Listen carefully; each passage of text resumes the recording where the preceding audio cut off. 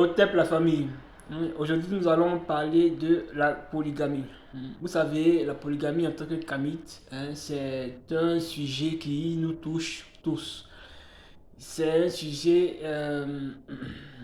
sur lequel on se pose beaucoup de questions. Il y a certains qui sont pour hein, et d'autres qui sont contre. Donc la majeure partie des personnes qui sont pour la polygamie sont les hommes. Voilà. Donc, pour le contraire, c'est-à-dire qui sont contre la polygamie, sont en majorité aussi, sont en majorité les femmes. Je dirais. Euh, pour parler de cela, il va falloir commencer au début. Définir ce que c'est la polygamie. En fait, la polygamie, c'est lorsque un homme marie deux femmes. Mais attention, c'est pas seulement pour l'homme. La polygamie aussi concerne, ça s'appelle aussi polygamie aussi lorsque la femme a deux maris. Mais comme on a pour habitude de voir un homme avec deux femmes et non pas une femme avec deux hommes ou plusieurs, donc on est fixé sur le fait que ça soit l'homme ayant plusieurs femmes qu'on appelle polygame. Déjà, c'est une attitude, je dirais une attitude, parce que c'est une attitude qui n'est pas importée. C'est quelque chose de proprement africain. C'est quelque chose de proprement africain. La polygamie n'est pas une chose importée comme le sont les religions importées que vous connaissez, c'est-à-dire l'islam et le christianisme. Mais par contre, la polygamie a un but bien précis. C'est vrai qu'il a changé au fil du temps, c'est vrai qu'il a eu un aspect différent de ce à quoi il ressemblait avant. Mais le but de la polygamie, c'était de euh, créer des familles nombreuses afin euh, je dirais plutôt euh, affirmer sa puissance en tant que famille. En tant que famille. Hein. Et, c'est pourquoi ceux qui pouvaient être des polygames, c'est-à-dire ceux qui pouvaient avoir deux femmes, c'est-à-dire plus d'une femme, deux ou trois, en tout cas plus d'une femme, c'était des gens capables, c'était des gens qui avaient les moyens, comme on le dit, c'était des gens qui étaient suffisamment posés, qui étaient riches en un seul mot. Hein. Donc c'était en quelque sorte une attitude qui n'était pas destinée aux pauvres, qui était, je dirais même, qui était destinée à la royauté, hein, à ceux-là qui avaient un statut plus élevé que la majeure partie de la communauté, de ceux-là qui étaient dans la communauté. Hein? Parce que vous savez tous que lorsqu'on se marie, on a, c'est pas seulement le fait de se mettre ensemble, mais il y a une responsabilité qui va avec. Donc, lorsque l'homme se sent capable de pouvoir gérer deux fois cette responsabilité, voire trois fois, c'est-à-dire il peut s'engager à être responsable dans tous les sens d'un mariage doublement fait, c'est-à-dire deux mariages avec deux femmes différentes. Il s'engage dans la polygamie. Dans la polygamie. Et vous verrez, si vous voyez encore des personnes polygames, vous verrez que les coépouses habitent dans deux maisons, dans des maisons différentes.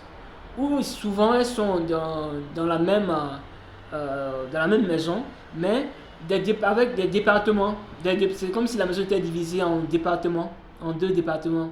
Vous voyez. Donc, c'est pour affirmer, disons, on pourrait dire, la puissance de qui l'a déjà. Qui l'a déjà. Hein. C'est pourquoi ça s'appelle polygamie. Hein, parce que un homme, il pourrait avoir plusieurs copines, hein, il pourrait avoir même une dizaine de copines et une femme à la maison.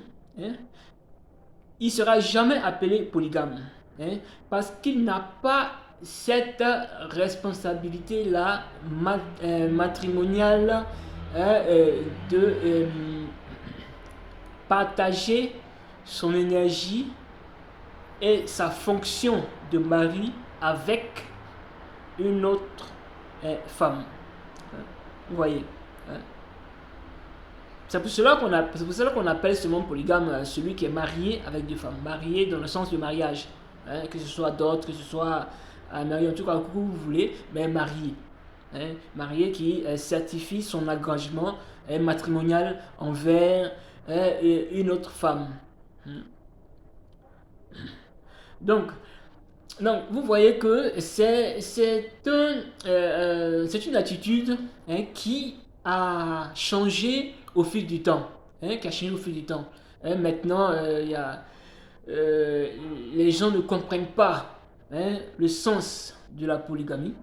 Hein, parce que la polygamie aussi, à part que ça affirmait la puissance de certaines personnes, hein, comme je disais, j'étais un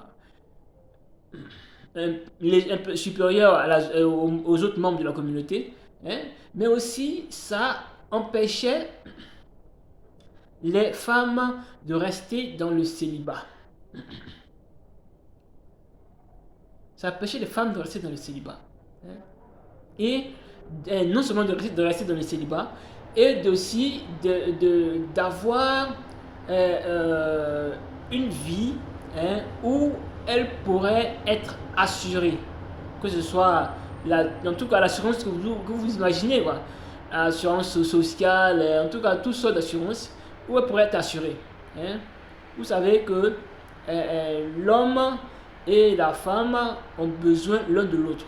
Hein. C'est pourquoi la, la, la femme et l'homme sont complémentaires, hein, dans la tradition africaine. La femme et l'homme sont complémentaires. Mais c'est l'homme qui partage son énergie. C'est l'homme qui donne son énergie. Et la femme, elle reçoit cette énergie-là, hein, qui devient un résultat qu'on connaît tous, qui est le fruit de ses entrailles, c'est-à-dire une naissance. Donc, quand l'homme est capable de partager cette énergie-là avec tout ce qui va avec, hein, avec cette responsabilité matrimoniale qui engage l'homme en tant que mari. Vous voyez. Donc ça ne sert à rien, d'avoir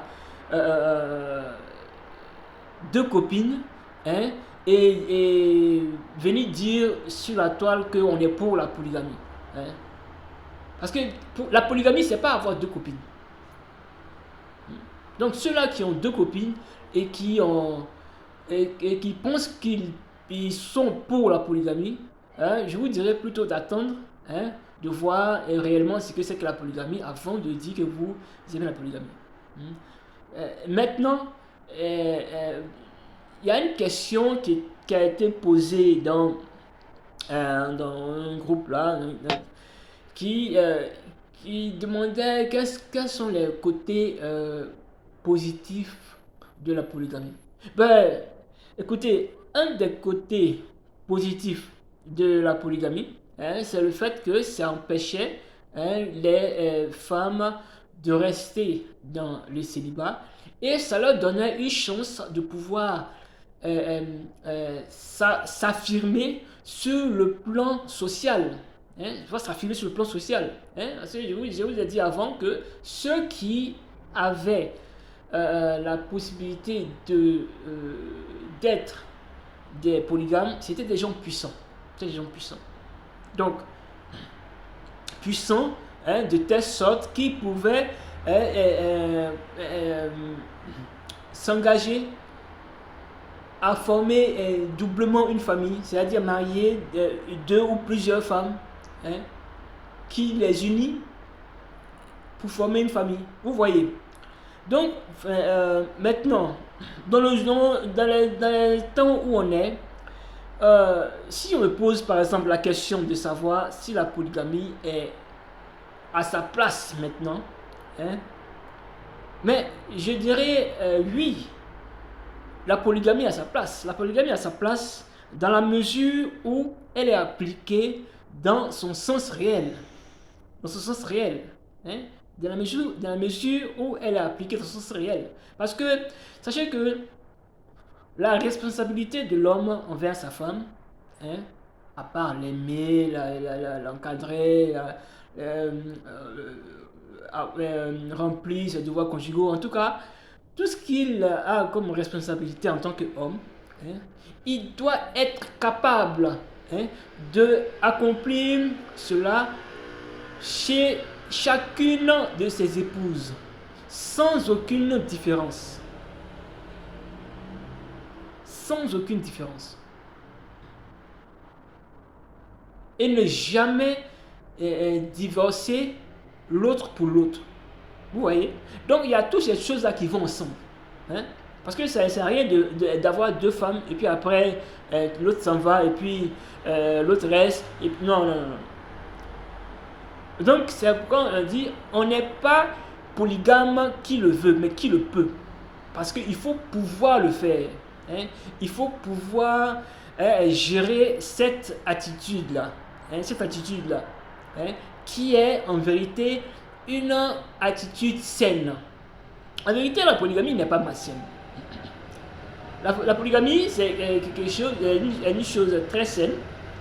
Très saine parce que ça empêche beaucoup de choses. Ça empêche le célibat. Ça empêche la dépravation des femmes. Ça empêche l'homme aussi de se perdre dans l'espace. Vous savez que l'homme, il aime toucher à tout ce qui bouge, ce sont ses habitudes là. Mais par contre, lorsqu'il a une co-épouse, ça je parle des gens qui ne peuvent pas tenir, parce qu'il y a des personnes qui sont avec une femme, ils sont avec une seule femme pour toute la vie. Donc chacun a essayé je dirais, faire comme il le peut. Donc, comme je disais avant, vu que l'homme, il a ses envies là, il a ses trucs, donc lorsqu'il est capable de prendre une deuxième femme, ça montre qu'il refuse d'aller ailleurs. Il refuse d'aller ailleurs. L'ailleurs là, c'est pas ailleurs autre que sa femme, mais ailleurs autre que son foyer. Parce que c'est le foyer qui est important. C'est ce foyer-là qui est construit. Qui se construit ici, dans se construit. Vous voyez. Donc, il faudrait ramener dans son foyer ce qu'on désire pour s'affirmer aussi en tant qu'homme. Et ça permet aussi à la femme de comprendre son homme, de s'étudier elle-même en tant que femme. Vous savez, elle peut être jalouse, elle peut se refuser, elle peut se détester, mais ça permet aussi de juger elle-même leur comportement en tant que femme. Il y a des femmes qui étaient co-épouses, au début elles ne s'entendaient pas, à la fin, elles sont devenues même comme des sœurs. L'autre prépare, l'autre mange, il s'invite. En tout cas, elles sont devenues comme des meilleures amies et tout ça. Hein. Vous voyez. Donc, c'est un aspect, hein, qui n'est pas mauvais. Qui n'est pas mauvais. Mais je le répète, hein, il n'est pas donné à tous d'être polygames. Hein. Donc, retenez cela et à bientôt. Au